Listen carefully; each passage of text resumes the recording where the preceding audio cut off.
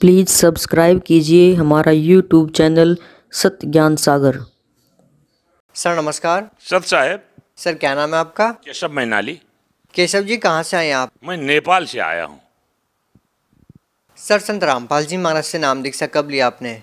हमने 1912 और मई महीने में ली।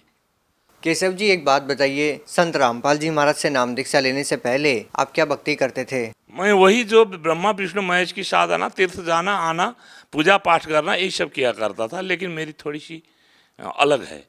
क्या नेपाल में भी ब्रह्मा विष्णु महेश की पूजा करते हैं? वहाँ तो पशुपतिनाथ तो सबसे बड़े देवी देवता माने जाते हैं और बहुत वहाँ देवी देवता टेम्पल, वो जब कैपिटल ऑफ टेम्पल कहा जाता है काठमांडू को। केशव जी क्या करते हैं आप? मैं राजनीति करता था और पार्लियामेंट का मेंबर रह चुका 4 साल तक मैं। सर एक बात बताइए, आप नेपाल में रहते हैं तो फिर इतनी दूर हिंदुस्तान में हरियाणा में संत रामपाल जी महाराज से नाम दीक्षा क्यों ली? बस इसकी थोड़ी कहानी आप मैं बताना चाहता हूँ। और मैं था पार्लियामेंट के मेंबर और मैं बहुत रोग से डिजीज से बहुत दुखी था। मुझे ब्रोंकाइटिस क्रोनिक लगी हुई थी। मुझे 24 साल से पाइल्स थी और पाइल्स में 4000 महीने का दवा मैं पीता था। और आपको ये ब्रोंकाइटिस से तो ऐसा लगता था कि हर मिनट में कफ आता था और हाथ में फीकदानी लेकर मैं चलता था।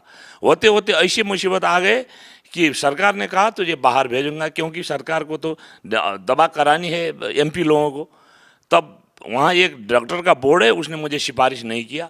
उसने कहा कि ये लाइलाज है, मैं इसको सिफारिश नहीं करूँगा। ऐसे ही मेरी जो बीवी थी उसको भी आपको हड्डी घिसने की रोग और ये जल बिंदु जो कहते हैं, एक मोतिया बिंदु होता है उसका ऑपरेशन होता है, जल बिंदु का ऑपरेशन नहीं होता और वो लाइलाज है, दुनिया में नहीं होती। उसको कह दिया 2 महीने में तुम अंधी हो जाओगी।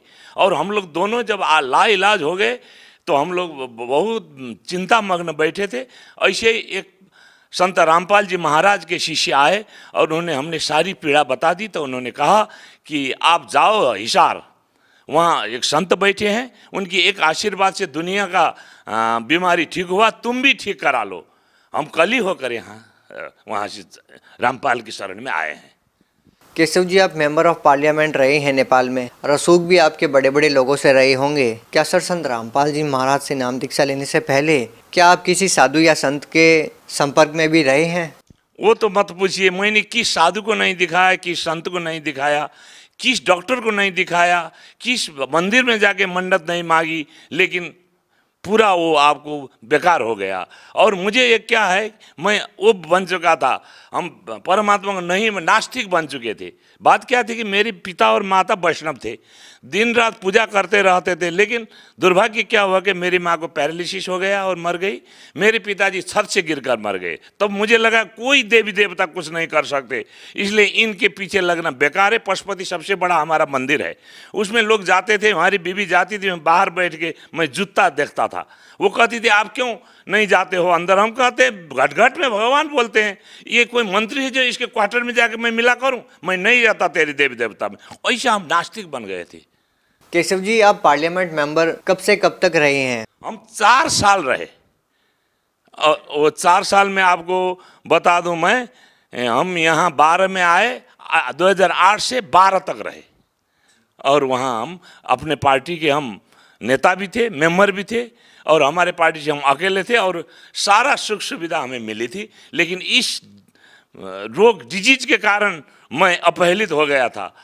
हमारा काम था पब्लिक से रिलेशन करना, लेकिन मुंह में हाथ रखे बिना, रुमाल रखे मैं नहीं बोल पाता। तो थोड़ी देर मुझे बोलने के बाद लोग मुझसे घृणा करते थे, कैसा ये डर्टी है, ऐसे हमको होता था। इतने हमें ग्लानि होती थी कि हमको लगता था कि मैं आत्महत्या कर लूँ। सर हम आपसे एक बात जानना चाहते हैं कि आपने बताया कि आप ब्रह्मा विष्णु महेश की पूजा करते रहे हैं, पशुपतिनाथ मंदिर नेपाल में है, वहाँ पर भी आप गए हैं और बहुत सारे साधु संतों के संपर्क में आप रहे हैं, जैसा कि आपने बताया। डॉक्टरों के पास भी गए हैं आप अपनी बीमारी का इलाज करवाने के लिए, यहाँ तक कि नेपाल सरकार ने भी आपको अमेरिका इलाज करवाने के लिए भेजना चाहा, लेकिन लाइलाज बीमारी होने के कारण आपकी सिफारिश नहीं हो पाई। सर इतनी सारी जगह जाने के बाद आपने संत रामपाल जी महाराज से नाम दीक्षा ली, जो आपका भरोसा था संत रामपाल जी महाराज पर आपकी बीमारी ठीक होने का, क्या वो बीमारियां आपकी ठीक हुई? वही बात मैं आपसे कहना चाहता हूँ कि मैं आए मुझे तो ऐसे सब साधु संत से उब चुके थे, उनकी बातों से मुझे उब चुके थे और किसी पर मेरा भरोसा नहीं था।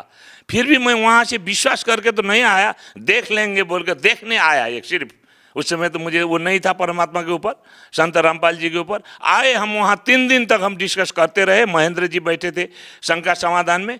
3 दिन तक उनसे होते होते उन्होंने लास्ट में कहा, मैनाली तुम चले जाओ, जब मरने लगोगे तुम कहोगे सब कुछ करूँगा और तो उसके बाद तुझे नाम दी जाएगी और तुम आशीर्वाद मिलेगा, अभी जाओ।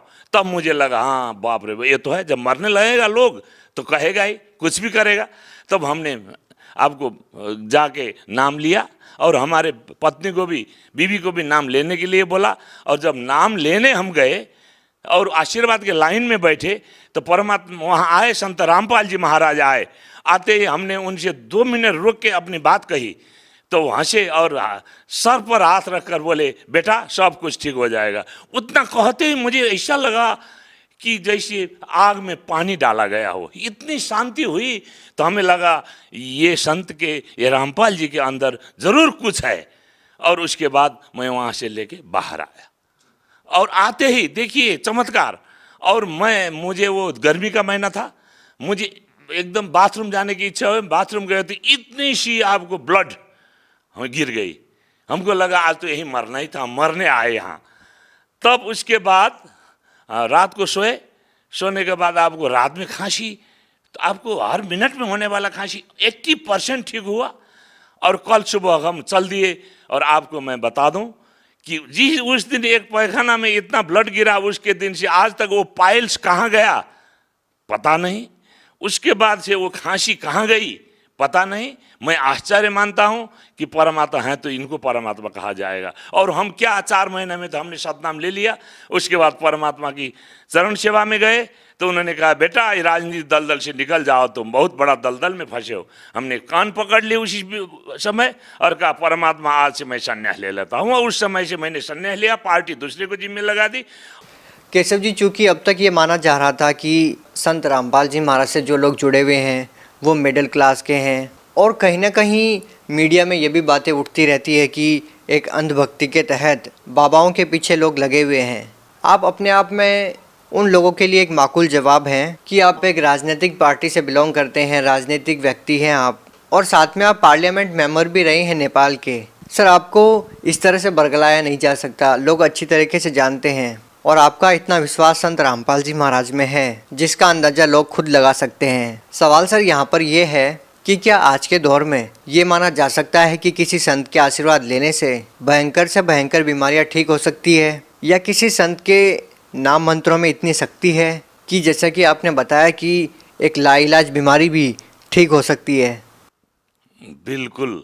अभी तो हमको इतना हमें दृढ़ विश्वास है कि उस संत जो तत्वदर्शी हैं, वो संत जो धर्मशास्त्र अनुकूल भक्ति कराते हैं, उनकी मंत्र से और उनके आशीर्वाद से लाइलाज बीमारी भी ठीक हो सकती है और जीवन में सुख आ सकता है और समृद्धि आ सकती है और आपको मुक्ति पाया जाता है। इतना हमें दृढ़ विश्वास है। अभी तक तो हम तो दंत कथा में जीते थे, अभी तक तो हम आपको क्या कहते जोक्स में जीते थे, अभी तक तो हम लोक वेद में जीते थे और उसी को हम लोग शास्त्र विधि मानकर हम कर रहे थे और उसी के क्या है वो कर रहे थे। लेकिन किसी को पता नहीं था कि वो लोग हम लोगों को ठग रहे थे, अपने व्यापार चला रहे थे।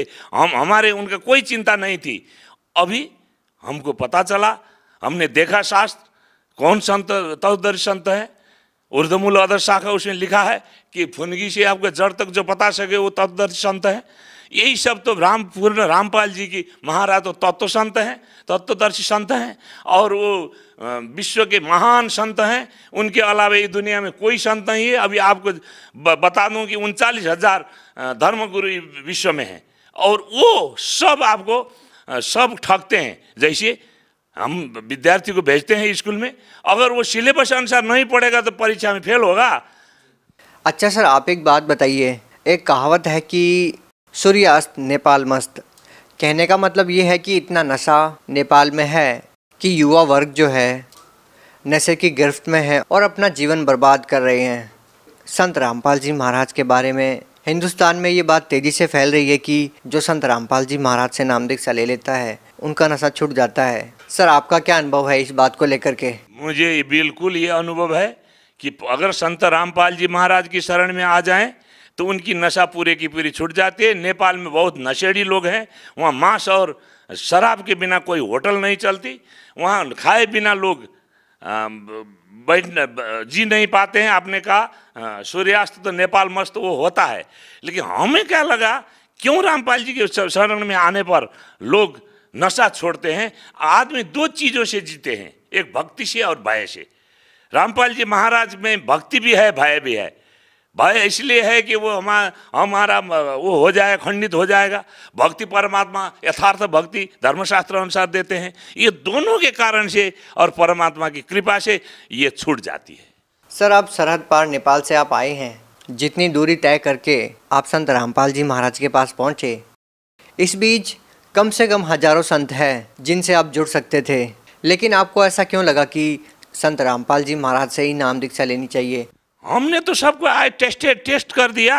सब तो ठगने की फेरी में हैं, सब तो आपको व्यापार चला रहे हैं, हमें ठग कर अपने झोली भर रहे हैं। लेकिन संत रामपाल जी महाराज के बारे में हमने सुना। हम दूसरे दिन होकर जब यहाँ चले आए तो यहाँ न एक पैसे वो मांगते हैं, न एक पैसा वो दान करने को कहते हैं, सिर्फ वो आपको भलाई ही करते हैं। हम तो कहते हैं नेपाल में क्या कहते हैं जानते हैं?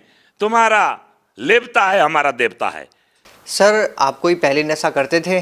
जी, मैं तो क्या राजनीति होने के चलते मैं शराब पीता था, गांजा पीता था, क्या कहते हैं चरस पीता। हम क्या नहीं पीते थे, क्या नहीं करते थे, लेकिन इसी के चलते तो ब्रोंकाइटिस हुई मुझे। कैसे छूटे सर जो आप व्यसन करते थे?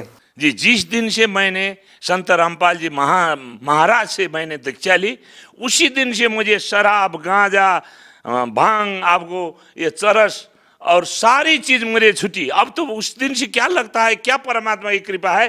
कोई दूसरा पीता भी है तो मुझे लगता है कि क्या कर रहा है। कोई सिगरेट भी निकालता है, मुझे घृणा होती है। कोई मांस भी आपको लेके आता है तो मुझे घृणा होती है। हम तो ऐसे मांस खाने वाले आदमी हैं भगत जी कि हमको लगता था कि मांस तो हम मरते वक्त भी काखी में लेके चले जाएंगे, ऐसा था हमारा मांस। घर में जब झगड़ा होता था तो इसीलिए घर में बीवी से झगड़ा होता, हमारा इतनी आमदनी है तो मांस क्यों नहीं लाती हो। और हमारी बीवी भी कहती थी मांस नहीं छोड़ पाएंगे। लेकिन उस दिन से इतनी घृणा हुई, लगता था कि अब नहीं, बेटे का मांस तो नहीं हम खा रहे हैं। वैसा हमारे भावना चेंज कर दिए परमात्मा ने कि हमारी सारी छुट्टी और परमात्मा की सारी वो मंत्र से सारा छुट्टी, सतगुरु मिले तो इच्छा मिटे, पद मिले।